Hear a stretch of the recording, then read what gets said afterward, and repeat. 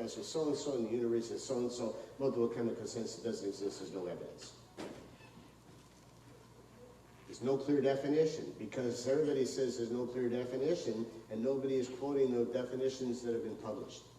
There's no physiological basis. Well, I showed you that there is. There's no biological evidence. Well, I showed you that there is. Challenge studies are not supported. Well, you're not looking at the right ones. Doesn't meet the criteria for toxicity. Okay, neither does pregnancy. Evidence for psychiatric illness. It's based on the pattern looks the same. What's the treatment? Environmental control, avoidance of chemical triggers, treatment for comorbid entities. In other words, things that go on. If you also have chronic fatigue syndrome, it's got to be treated, and if you can be less fatigued, perhaps you'd be less responsive to chemicals. Fibromyalgia, if you can reduce the pain, perhaps you'll be less sensitive, because you're going to calm down the limbic system. If you've got things irritating your bowel, foods you can't eat, and you can correct that, it may also help. Reduction of any stressors, biological, psychological, deal with them all. And those of you who have chemical sensitivities, if there are stressors in your life, even if they're not due to the illness, they should be dealt with as well.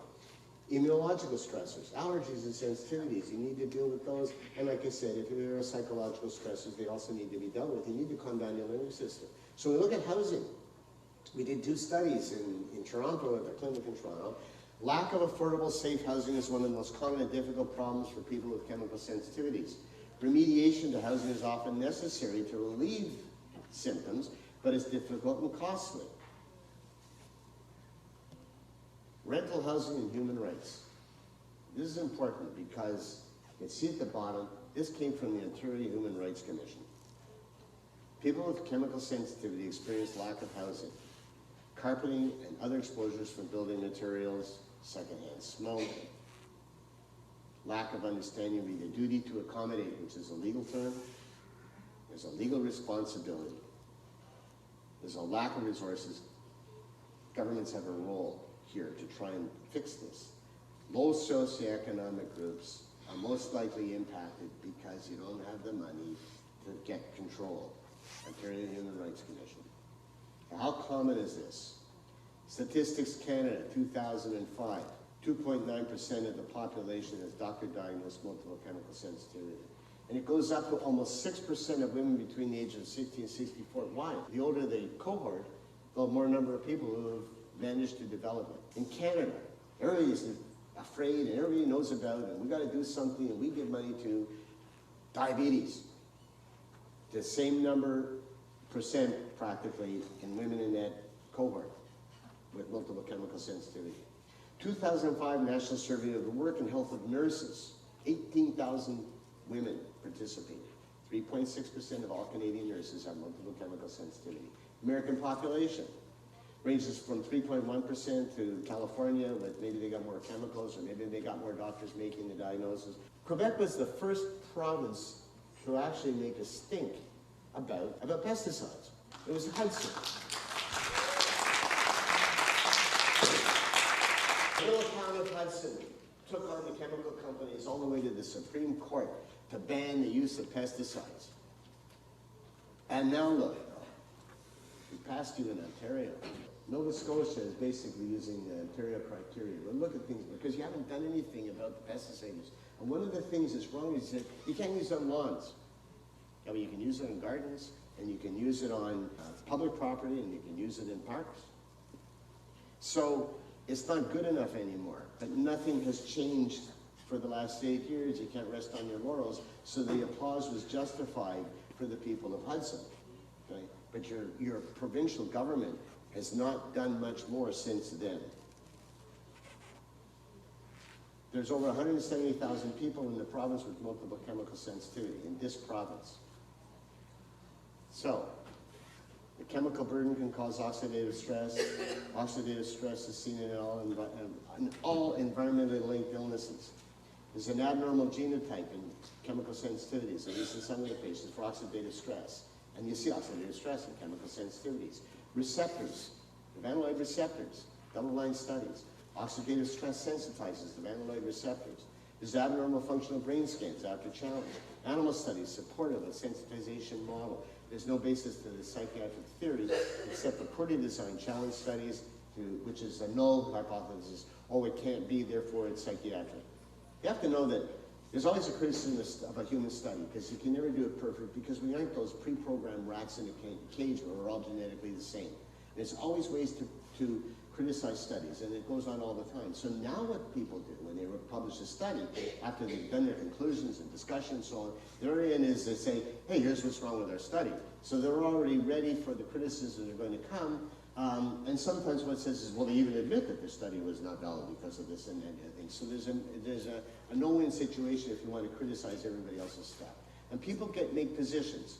This is my position. I have shown you the literature that shows it, and there are people out there that can say, well, here's what's wrong with those studies. Unfortunately, criticizing the study doesn't mean that the study's wrong. Reductionism. And basically what's done in medicine is we try and reduce things. It's a really, really great way to practice acute medicine. You show up in an emergency with chest pain, and before they start doing CPR on you, they will ask you questions. Does it hurt if you swallow? Does it hurt if you wave your arms around? How long have you had it? And we reduce it down to what it is, we make a diagnosis, and we give you a treatment. You've had a heart attack, we're going to put the stents in, we're going to change your life. It's a wonderful, wonderful way. Acute medicine has never, ever been as wonderful as it is now. You can reduce things down, but it doesn't work in chronic medicine. And it certainly doesn't work when you make a statement that, I don't know what's the matter with you, and so I've reduced it down, it can only be a psychiatric illness. And that obnoxious phone happens to be mine. Recognition of multiple chemical sensitivities and disability. Canadian Human Rights Commission recognizes it. Ontario Human Rights Commission recognizes it. Why doesn't Quebec? And finally, isn't it really strange that human beings are normally deaf to the strongest arguments while they're always inclined to overestimate the measuring of accuracies? Albert Einstein. Thank you.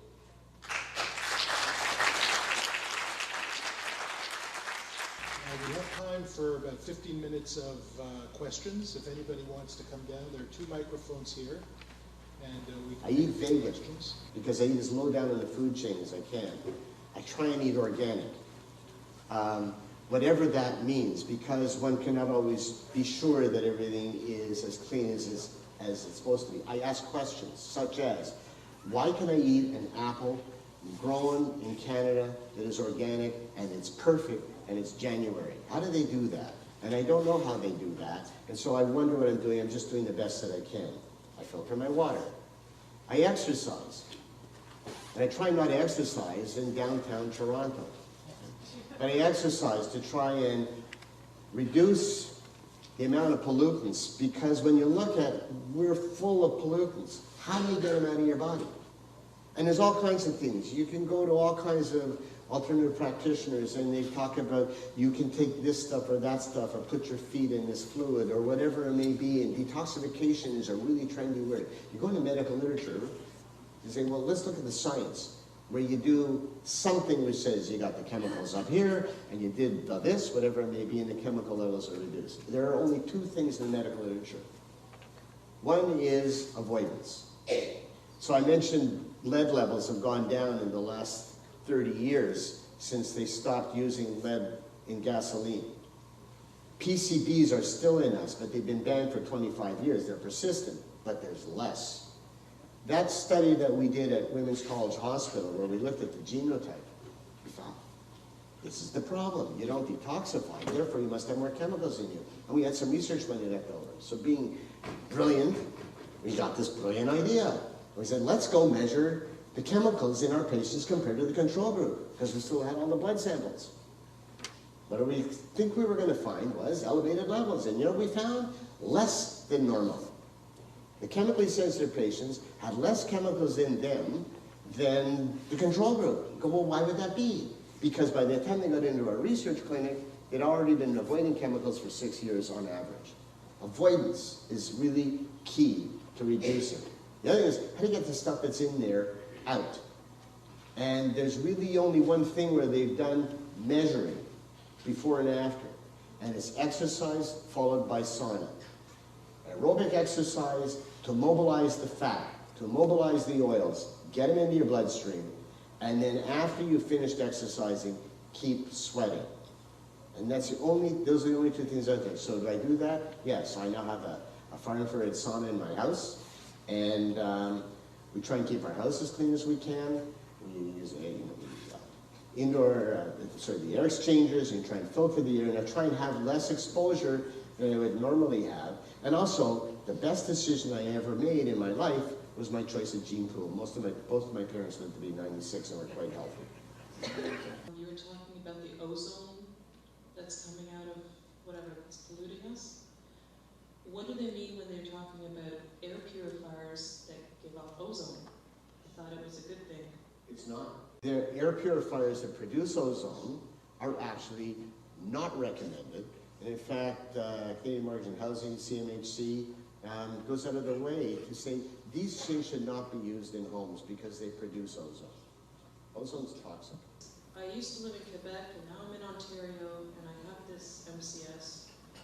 How can we be empowered to get people like the government to go and actually do these studies and put them out there and get us the help we need? Because a lot of us are so sick. I've been so sick. I don't know who to talk to right now, or where to go, or what to do to empower people like schools, places of business, health places. I can't even go to a hospital if I'm getting sick when I'm already sick. Maybe you should be speaking to the Environmental Health Association of Quebec or in Ontario. But I don't think we're going to. I'm asking a doctor what he thinks we should do. You know, we're a weird animal, and when we get into school and we start our careers and we go on in life and we do different things and we end up doing the same thing over and over again. Most people just want to go home after days work, be with their kids, etc. So we're all in an inertia. But there's some people who professionally climb to the top. I have a brother who is an academic, and after the 5 years when I thought things were going to be totally accepted and we started taking on the medical establishment, to call it that, who resisted the possibility that the environment could be making people sick back then. I'm talking about the 1980s. I finally read and said, I don't understand why these guys just don't hear what we have to say. We're making these observations. And he said, you have to understand something about human nature. I can't believe I'm listening to my brother because he's younger than me, but he explained this to me very, very well because he works in the world of academia. He said, as you progress in your career and you become more and more of an expert in your field, you rise to the top of the pyramid. And you have an opinion, and you have the people below you who ask you your opinion, who ask you to come and speak at conferences, to write the books. And when someone comes along and says, you know what? Your paradigm is wrong. It doesn't work anymore.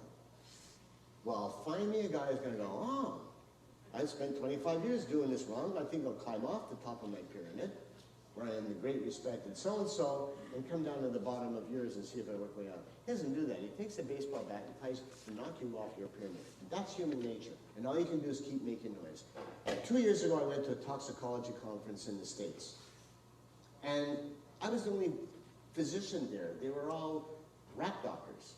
And they were all the guys reporting on the research that they were doing with respect to chemical pollutants and its effect on pregnant rats, on the unborn rats, and what happens later on as you change the gene pool in the developing rat so it's more likely to develop chronic diseases. I spent 3.5 days listening to stuff about genes and so on, barely understanding this. I don't know a lot of genetics.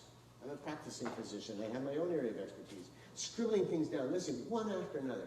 And the final part of the afternoon was a conversation with the experts up in the panel and so on. I actually got to participate like you by going to the microphone. But the conversation was, the literature in the rat world is so overwhelming. What's going to happen with all of this stuff? And all this stuff is funded by the National Institute of Health and various universities in the States. So these were all the rat researchers, International Society of Toxicology. And what was apparent was this. They take the results of the literature and they take it back to the people that they need to report to. And they take it to the next level. And what's the next level? When they say, what are you going to do